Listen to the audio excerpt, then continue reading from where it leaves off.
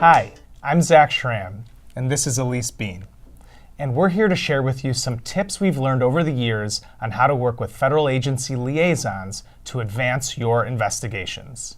Both of us conducted oversight investigations for Senator Carl Levin on the Permanent Subcommittee on Investigations in the United States Senate.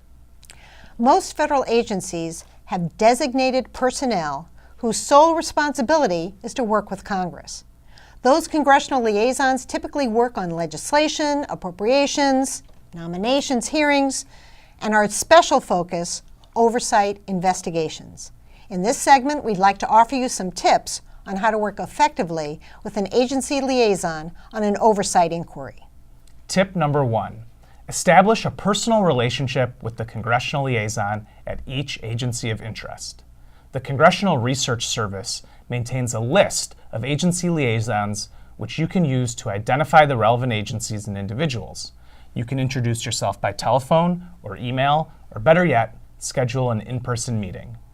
Try to get to know the liaison before an investigation begins, so there's no pressure.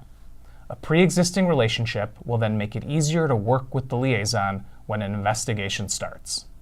Tip number 2, learn the liaison's background.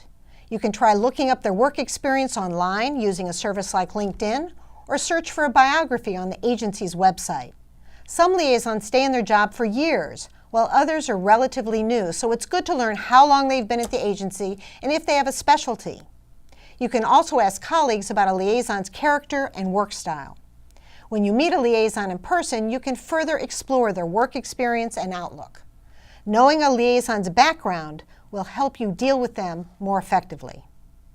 Tip number 3, work to maintain a positive relationship with your agency liaisons. Because liaisons can save you time and effort or make your life more difficult, it is worth taking the time to build good working relationships. That includes treating each liaison with respect and civility, giving them a heads up when appropriate, and giving them an opportunity to respond to critics or complaints. A positive working relationship will pay huge dividends over time. Tip number 4. When you're designing a new investigation, you may want to consult with the relevant agency liaisons about possible topics or approaches. Liaisons typically have a lot of information about their agency's challenges, past inquiries and reforms, and may be able to suggest worthwhile topics or explain the ins and outs of particular issues. Agency liaisons can help save you from reinventing the wheel or chasing dead ends. Tip number 5, if an investigation is underway, you can and should use agency liaisons to advance your fact-finding. You can ask a liaison to identify agency experts and set up briefings with them. If you are considering a document request, you can ask the liaison for information about the types of documents at the agency and copies of key reports. If you've made a document request, the liaison may be in charge of the document collection process and can provide status updates. If you are considering interviews, the liaison may be able to suggest relevant agency personnel and manage the scheduling process. An agency liaison can facilitate your document production and interviews, or instead, slow them down. A good working relationship can help make the difference. Tip number 6.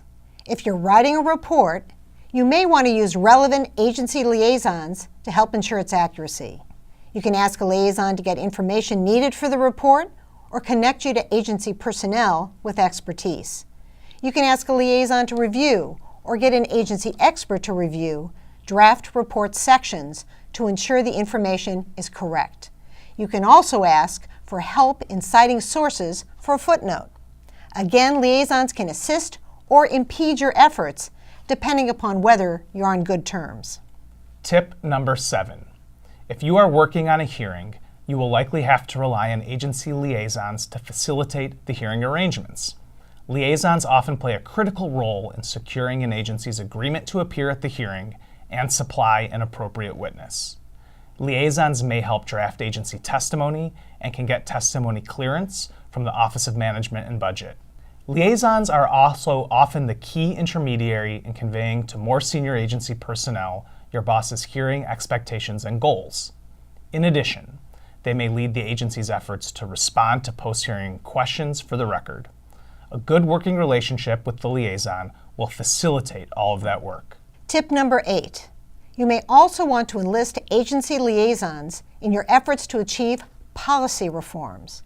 You can ask liaisons to help identify possible reforms or provide agency reactions to reform proposals. You can also work with liaisons to set up meetings, track agency actions, and ensure policy changes actually happen. Our final tip: if a particular agency liaison isn't being helpful, consider speaking with a more senior agency official. You may be able to convey your concerns, resolve problems, or even switch to a different liaison. Taking that course of action should be a last resort, however. Some agency liaisons work in the federal bureaucracy for years and won't soon forget you're going over their head to their boss. Agency liaisons can help or hurt your investigation. We hope these tips will help you work effectively with those key agency representatives.